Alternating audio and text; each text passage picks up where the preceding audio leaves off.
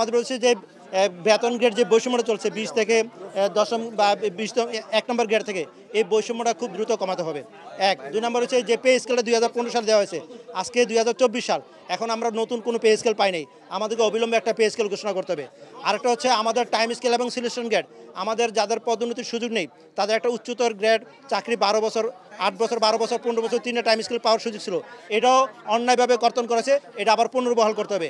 এছাড়াও আরও চাকরিগত অনেক বৈষম্য আছে, আমরা খুব দ্রুত এই দাবিনামাগুলো তৈরি করে সরকারের কাছে উপস্থাপন করবো। আমরা চাই হ্যাঁ, আমরা চাচ্ছি যে যেটা দশম গ্রেড আছে এই নবম গ্রেডটা অবিলম্বে উন্নতি করতে হবে।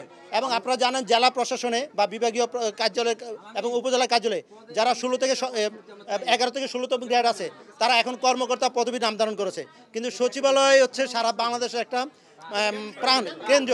এখানে এই 11 থেকে 16তম গ্রেড এখনো 3য় শ্রেণী রয়ে গেছে। লোকজন বলে যে সচিবালয়ে নিয়ে আমরা পদবি পরিবর্তন চাই, আসলে সচিবালয়ের কাজ এবং অন্যান্য জায়গার কাজ এক না। তারা যে বলে সচিবালয়ের ন্যায়, এই কথাটা আসলে ঠিক না। যেমন আপনারা লক্ষ্য করে থাকবেন আমাদের যে কেন্দ্রীয় ব্যাংকের পদবি এবং অন্যান্য ব্যাংকের পদবি একরকম নয়। হাইকোর্টের যে পদবি অন্যান্য জায়গার যে পদবি একরকম নয়।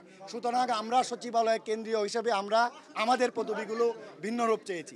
আপনারা জানেন যে এখন এই মুহূর্তে আমাদের এখন সরকার গঠন হয়নি, নতুন সরকার, এবং এই সরকার গঠন হবে এবং এটা এরপরে আমরা দ্রুততম সময় এই দাবিগুলো নিয়ে অর্থাৎ কাজগুলো নিয়ে আমরা কাজ শুরু করব।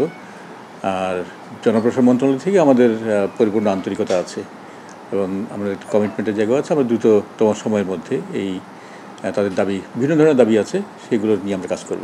পদোন্নতির বিষয়টি কি যৌক্তিক? মূলত পদোন্নতির বিষয়। এগুলো কি যৌক্তিক যে দাবিগুলো করছেন তারা? দিন ধরে কি আসলে বঞ্চিত ছিলেন? তাদের অনেক রকম দাবি করেছেন তাদের, এবং প্রত্যেকের আসলে ভিত্তিগুলো বিভিন্ন রকম আছে। এখানে বিভিন্ন রকম আছে। আপনারা জানেন যে এসএসবিতে যখন বসা হয় তখন সেখানে তাদের মূলত শৃঙ্খলা বিষয়গুলোকেই দেখা হয়, বাট স্টিল অনেকেই বিভিন্নভাবে বাদ পড়েছেন। এইগুলো বিষয়ে জনপ্রশাসন মন্ত্রণালয় অবহিত আছে এবং জনপ্রশাসন মন্ত্রণালয়ে এই দাবিগুলোর বিষয়ে এখন প্রত্যেকটাই সিঙ্গেল কেস বেসিস প্রত্যেকটা নিয়ে আলোচনা করা হবে এবং সেগুলোর ব্যাপারে আমরা খুব দ্রুততম সময়ের মধ্যে আমরা নিষ্পত্তি করবো। আমরা আশা করছি যে আমাদের যারা বিভিন্ন ধরনের দাবি নিয়ে আসেন তারা আশ্বস্ত হবেন এবং তাদের এই সমস্ত দাবিগুলো যৌক্তিকভাবে পূরণ করার জন্য জনপ্রশাসন মন্ত্রণালয় চেষ্টা করবে।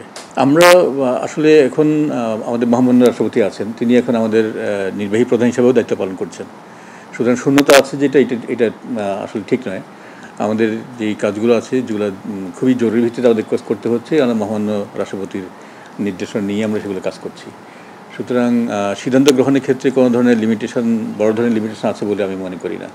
আমরা আছি, আমাদের জনপ্রশাসন মন্ত্রণালয় সহ আমাদের সকল মন্ত্রণালয় বিভাগ সচিব মহোদয়রা কাজ করছেন এবং আমাদের সকল কর্মকর্তা কর্মচারী তারাও সকলের কাজে আছে। গতকাল থেকে আমাদের কাজ শুরু হয়েছে এবং প্রত্যেকটা মন্ত্রণালয় বিভাগ থেকেই কাজগুলো হচ্ছে। সো বড় ধরনের কোনো গ্যাপ তৈরি হয়েছে বা শূন্যতা তৈরি হয়েছে বলে মনে করি না। মহামান্য রাষ্ট্রপতির নেতৃত্বে আমাদের নির্বাহী বিভাগ আমাদের সকল কাজগুলো আমরা পরিচালনা করছি। একটা আতঙ্কবোধ তৈরি হয়েছিল, বাট আমরা পরবর্তী শুনেছি যে সেটা আসলেই গুজব ছিল যে